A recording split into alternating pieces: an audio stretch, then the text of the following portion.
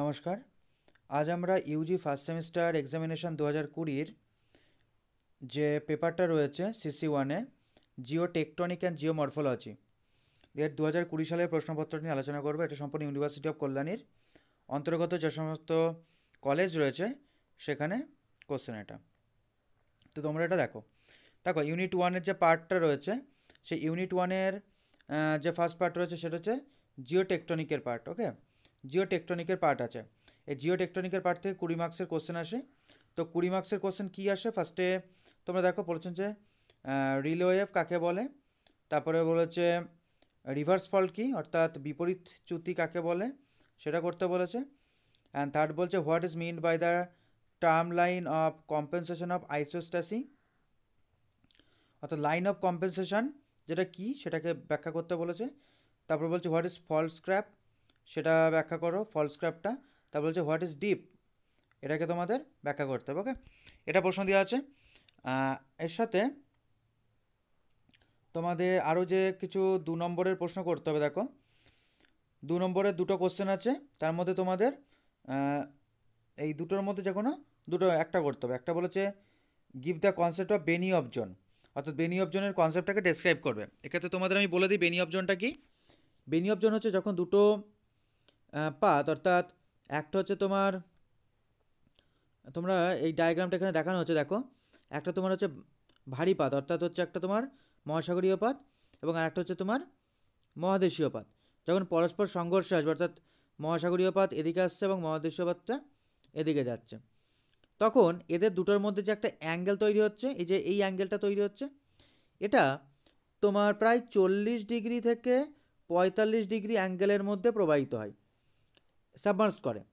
এই অ্যাঙ্গেলটা প্রথম লক্ষ্য করেছিল বিজ্ঞানী বেনিয়ফ, তাই তার নাম অনুসার এটা হয়ে গেছে বেনিয়ফ জোন। এটা হচ্ছে বেনিয়ফ জোনের ধারণাটা। এবার বেনিয়ফ জোনের এটা তোমাদের 4 নম্বর দিলে আর কী কী লিখবে, প্রথমে বেনিয়ফ জোন কাকে বলে লিখবে, তারপরে বেনিয়ফ জোনের একটা ডায়াগ্রাম আঁকবে, তারপরে বেনিয়ফ জোনটার কিছু বৈশিষ্ট্য দেবে। ওকে, অর্থাৎ আর কোন পাত সীমানায় বেনিয়ফ জোনটা দেখা যাচ্ছে সেটা লিখবে, তাহলে কিন্তু এটা হয়ে যাবে। ওকে, করে বুঝতে পেরেছো। আর পরের প্রশ্নটাতে দেখো কী বলেছে, mention the major characteristics of Cenozoic era, অর্থাৎ সেনোজয়িক যে যুগটা ছিল তার কিছু বৈশিষ্ট্য লিখতে বলেছে। প্রথমে যুগটার সময়সীমা লিখবে, বৈশিষ্ট্য লিখবে এবং এই সময় যে উদ্ভিদগুলো যে প্রাণীগুলোর আবির্ভাব হয় সেগুলো লিখবে। আর 3 দাগের প্রশ্নতে কী বলেছে, give the characteristics of major types of folds with suitable diagram, অর্থাৎ ভাজে যে বিভিন্ন ধরনের ভাঁজ আছে তাদের টাইপসগুলো লিখবে, সাথে বৈশিষ্ট্য দেবে এবং ডায়াগ্রাম আঁকবে। যেমন যেমন প্রতিসম ভাঁজ একটা আছে, অপ্রতিসম ভাঁজ রয়েছে, তো সেখানে তোমরা প্রতিসম ভাঁজ বলে একটা পয়েন্ট করবে, সংজ্ঞা দেবে, বৈশিষ্ট্য দেবে এবং তার ছবি আঁকবে। অর্থাৎ তোমরা জানো প্রতিসম ভাঁজ কি, অর্থাৎ সমান দিকে, অর্থাৎ কি এই তোমার মিডিল অক্ষ যাবে, এটা হচ্ছে অক্ষ, এটা হচ্ছে তোমার লেফট লিম, এটা হবে তোমার রাইট লিম, অর্থাৎ দুদিকে সমান চাপ প্রয়োগ করবে, সেটা হচ্ছে তোমার প্রতিসম ভাঁজ। আর অপ্রতিসম ভাঁজ কোনটা, এইটা হচ্ছে তোমার প্রায় অপ্রতিসম ভাঁজ হয়ে যাবে, অর্থাৎ একটা দিকে তোমার এই দিকটাতে বেশি প্রেশার দিচ্ছে এবং এই দিকটাতে তুলনামূলক কম প্রেশার হচ্ছে, তো একটা দিক হেলে থাকবে, এটা হচ্ছে প্রতিসম ভাঁজ, অপ্রতিসম ভাঁজ। আর হচ্ছে তুমি কি ঊর্ধ্বভঙ্গ অধভঙ্গ করতে পারো। ঊর্ধ্বভঙ্গ অধভঙ্গ যে কনসেপ্টটা সেটা কি, অর্থাৎ তোমার যখন ভাঁজটা এরকম ঊর্ধ্বভঙ্গের আকারে অবস্থান করছে সেটা হচ্ছে ঊর্ধ্বভঙ্গ, আর এটা যদি ওই যে ওটা হচ্ছে অধভঙ্গ, এই অবতল থাকলে সেটাকে বলা হচ্ছে অধভঙ্গ। ওকে, এবার আর একটা কনসেপ্ট আসতে পারে যে ঊর্ধ্বভঙ্গ ধারা এবং অধভঙ্গ ধারা, সেটা কি, অর্থাৎ একটা ঊর্ধ্বভঙ্গে যখন একাধিক পরিমাণে একটা ঊর্ধ্বভঙ্গের মধ্যে যখন অসংখ্য ঊর্ধ্বভঙ্গ এবং অধভঙ্গ দেখতে পাচ্ছি, উঁচুটা হচ্ছে ঊর্ধ্বভঙ্গ এবং নিচুটা হচ্ছে অধভঙ্গ, অর্থাৎ একটা ঊর্ধ্বভঙ্গের মধ্যে যখন অসংখ্য ঊর্ধ্বভঙ্গ এবং অধভঙ্গ থাকছে তাকে বলছে ঊর্ধ্বভঙ্গ ধারা। এবং অধভঙ্গ ধারা কোনটি, অধভঙ্গ ধারা একইভাবে, অর্থাৎ একটা অধভঙ্গের মধ্যে যখন, এটা তো অধভঙ্গ তোমরা বুঝতে পারছো, এটা হচ্ছে অধভঙ্গ অবনত রয়েছে, একটা অধভঙ্গের মধ্যে যখন অসংখ্য ঊর্ধ্বভঙ্গ এবং অধভঙ্গ থাকছে তখন তাকে বলছে অধভঙ্গ ধারা। ওকে, এভাবে তোমরা কিন্তু উল্লেখ করতে পারছো। আর তোমাদের সাহিত্যভাজ রয়েছে, ন্যাপ রয়েছে, আরও অনেক রয়েছে, সেগুলো তোমরা পেয়ে যাবে বইয়ে, এইগুলোকে উল্লেখ করতে হবে প্রত্যেকটা বৈশিষ্ট্য এবং ডায়াগ্রাম সহ। ওকে, এরপরে দেখো পরের কোশ্চেনটা কি বলেছে, পরের কোশ্চেনটা বলছে discuss the salient features of the earth interior with special reference to seismic wave, অর্থাৎ interior structure of the earth বলেছে এটা। অর্থাৎ এই যে আমাদের যদি এটা আমরা ভাগ করি, অর্থাৎ উপরে হচ্ছে একটা ক্রাস্ট এরিয়া হবে ভূত্বক, এবং তার মধ্যে এটা তোমার ক্রাস্ট হবে, এটা হবে তোমার এই গোটাটা হচ্ছে মেন্টাল, অর্থাৎ একটা হচ্ছে আপার মেন্টাল, একটা লোয়ার মেন্টাল, আর এটা হচ্ছে গোটাটা হচ্ছে কোর, কোরের একটা হবে আউটার কোর এবং একটা হবে ইনার কোর।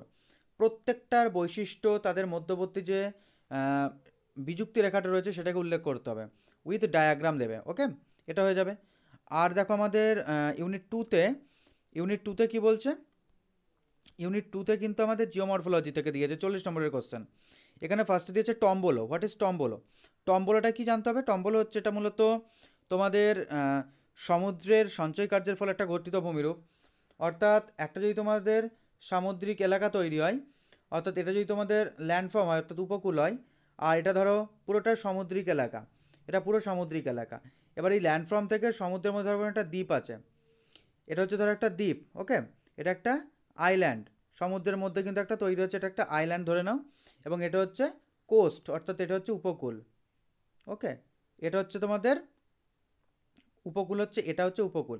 এবার এই উপকূলের সাথে আইল্যান্ডের, অর্থাৎ এটা আইল্যান্ড, উপকূল আর আইল্যান্ডের মধ্যে সংযোগকারী একটা রেখা, অর্থাৎ সংযোগকারী একটা ভূমিভাগ হবে, এই ভূমিভাগটাকে বলা হবে টম্বোলো। ওকে, আর স্ট্যাক আছে। স্ট্যাক কি? স্ট্যাকটা হচ্ছে সমুদ্রের ক্ষয়কার্যের ফলে একটা গঠিত ভূমিরূপ। অর্থাৎ কেমন হবে স্ট্যাকটা? স্ট্যাকটা হচ্ছে তোমার ধরো তোমার সমুদ্রের ক্ষয়কার্যের ফলে যেটা ভূমিরূপ তৈরি হয়, ধরো এটা হচ্ছে আমাদের সামুদ্রিক ভূমিভাগ এটা, আর এটা হচ্ছে সমুদ্র। অর্থাৎ এখানে সমুদ্র তরঙ্গ ক্রমাগত এসে আঘাত দেবে, ফলে এখানে একটা গর্ত সৃষ্টি হবে এবং জলটা উপরের দিকে বেরিয়ে যাবে। এটা তো হলো আমাদের ব্লো হোল তৈরি হলো এটা। ওকে, এবার দেখো এই যে অংশটা, অর্থাৎ এই যে অংশটা আলাদাভাবে বাইরে পড়ে রয়েছে, এই অংশটা ধীরে ধীরে সমুদ্রের ক্ষয়কার্যের ফলে আরও বেশি ক্রমান্বয়ে ছোট হতে থাকবে, ছোট হতে হতে একদম যখন অনেকটা ছোট হয়ে সমুদ্রের মধ্যেখানে পড়ে থাকবে, সেটাকে স্ট্যাক বলছে। এবং এর থেকেও যখন আরও ছোট একটা অংশ সমুদ্রে পড়ে থাকবে, তাকে স্ট্যাম্প বলে এটা। আর একটা আছে নুনাটক আছে, এটা তোমাদের হিমবাহের সাথে যুক্ত আছে। আর একটা জুগ্যান আছে, এটাও তোমরা জানো বায়ুর ক্ষয়কার্যের ফলে গঠিত ভূমিরূপ। আর একটা আছে ডিফাইন স্ট্রিম প্রাইমেসি, কাকে বলে। একটা আছে হোয়াট ইজ রেজুভিনেশন, অর্থাৎ পুনর্যৌবন লাভ বলতে কী বোঝো, এটাও তোমরা জানো। এবার দেখো এটা হলো আমাদের ইউনিট টুতে। ওকে, এইবার আমাদের ইউনিট টুতে এটা জিওমরফোলজি থেকে এটা আছে। এবার এখান থেকে যে আর যে কোশ্চেনগুলো আছে সেটা কী কী দেখো। এখানে বলেছে একটা অক্সিডেশন দিয়েছে, এটা ওয়েদারিং থেকে দিয়েছে। একটা সয়েল ক্রিপ কাকে বলে, incised meander, mud flow, graded river. আর 5 নম্বরের যে 5 দাগের যে কোশ্চেন আছে, এখানে টোটাল তোমাদের 6টা কোশ্চেন আছে, 6টার মধ্যে যে কোনো 4টে কিন্তু লিখতে হবে। প্রথমে কি বলেছে, আউটলাইন দ্য ফরমেশন অফ লোয়েস, অর্থাৎ লোয়েস কীভাবে তৈরি হয় সেটা তোমাদের ওই ডায়াগ্রাম কিন্তু আঁকতে হবে। ডায়াগ্রাম কী দেবে, যে চীনের হুয়াংহো নদী অববাহিকার সাথে মধ্য এশিয়ার গভীর মরুভূমির একটা যে রিলেশন আছে লোয়েস সমভূমি সৃষ্টিতে, সেটা তোমরা লিখবে। Specify the 2 scopes of geomorphology, অর্থাৎ ভূমিরূপবিদ্যার 2টো স্কোপ লিখবে, উদ্দেশ্য লিখবে। আর explain the exfoliation weathering with diagram, অর্থাৎ এক্সফোলিয়েশন মানে কি বলো তো? এক্সফোলিয়েশন হচ্ছে স্বল্পমোচন, যেটা তোমাদের গ্রানাইট সেলাই হচ্ছে, অর্থাৎ যেটা হচ্ছে যান্ত্রিক আবহবিকার একটা অন্যতম মাধ্যম। এই এক্সফোলিয়েশনটাকে ব্যাখ্যা করবে, সংজ্ঞা লিখবে, বৈশিষ্ট্য লিখবে, কিভাবে তৈরি হয় লিখবে, এবং সাথে একটা ডায়াগ্রাম আঁকবে। তারপরে বলেছে distinguish between pediment and bajada, pediment এবং বাজাদা কাকে বলে এটার পার্থক্যটা লিখবে। Explain the formation of drumlin, drumlin কীভাবে তৈরি হয়, অর্থাৎ এটা হচ্ছে হিমবাহের সঞ্চয় কার্যের ফলে একটা গঠিত ভূমিরূপ। তারপর বলছে ডিফারেন্সিয়েট অ্যাপ্রেশন ফ্রম কোরেশন, এটা লিখবে। এবার 6 দাগের কোশ্চেনে কী বলেছে দেখো, 6 দাগের কোশ্চেনে 2টো কোশ্চেন আছে, একটা করতে হবে। Illustrate the Penck model of landscape evolution with suitable diagram, অর্থাৎ আমাদের যে ক্ষয়চক্রটা রয়েছে সেখানে পেঙ্কের মডেলটা ডেসক্রাইব করতে বলেছে। আর এর অথবা দিয়ে কী বলেছে, discuss the major erosional landforms produced in karst region with suitable diagram, অর্থাৎ কাস্ট অঞ্চলে যে ক্ষয়কার্যের ফলে গঠিত ভূমিরূপগুলো তৈরি হয় সেটা তোমাদের ব্যাখ্যা করতে হবে। ওকে, এক্ষেত্রে তোমরা কাস্ট অঞ্চলে যে যে ভূমিরূপগুলো লিখতে পারো সেগুলো এরকম হতে পারে। তোমরা টেরা রোজা আছে একটা, তোমরা টেরা রোজাকে কিন্তু লিখতে পারো। ওকে, টেরা রোজা একটা ভূমিরূপ আছে, তোমরা টেরা রোজাটা লিখতে পারো। আর কি আছে, টেরা রোজার পর আর একটা যে ভূমিরূপটা আছে সেটা হচ্ছে তোমার গ্রাইক্স আর ক্লিন্স বলে একটা ভূমিরূপ পাবে। গ্রাইক্স আর পাবে একটা ক্লিন্স। ওকে, এই গ্রাইক্স ক্লিন্সটাও তোমরা লিখতে পারো। আর আছে তোমাদের এখানে পাবে সিঙ্কহোল, তোমরা সিঙ্কহোলটাও লিখতে পারো। ওকে, সিঙ্কহোলের পরে দেখবে তোমরা আরেকটা পাবে খুব ইম্পর্টেন্ট, যেটা হচ্ছে ডোলাইন। এই ডোলাইনের অনেক কটা ভাগ আছে, দ্রবণ ডোলাইন, ধস ডোলাইন, পাইপ ডোলাইন। এই ডোলাইন দুটো এটা লিখতে পারো। আর তোমরা কি লিখতে পারো, আর তোমরা পারো উভালা। ওকে, উভালাটা লিখতে পারো। উভালার পরে আছে পোলজে, উভালা পোলজে লিখতে পারো।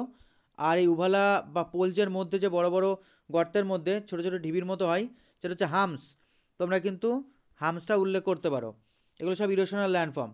এই ইরোশনাল ল্যান্ডফর্ম এগুলো ছাড়াও আরও যেগুলো রয়েছে সেটা হচ্ছে তোমার ব্লাইন্ড ভ্যালি আছে, অত্যন্ত গুরুত্বপূর্ণ ব্লাইন্ড ভ্যালি। এই ব্লাইন্ড ভ্যালির সাথে যেটা আরেকটা ইম্পর্টেন্ট আছে সেটা হচ্ছে তোমাদের ড্রাই ভ্যালি, অন্ধ উপত্যকা এবং শুষ্ক উপত্যকা, এটাও তোমরা লিখতে পারো। আরও রয়েছে তোমাদের মোটামুটি 10 নম্বরের জন্য মোটামুটি 7-8টা পয়েন্ট রেডি করতে হবে।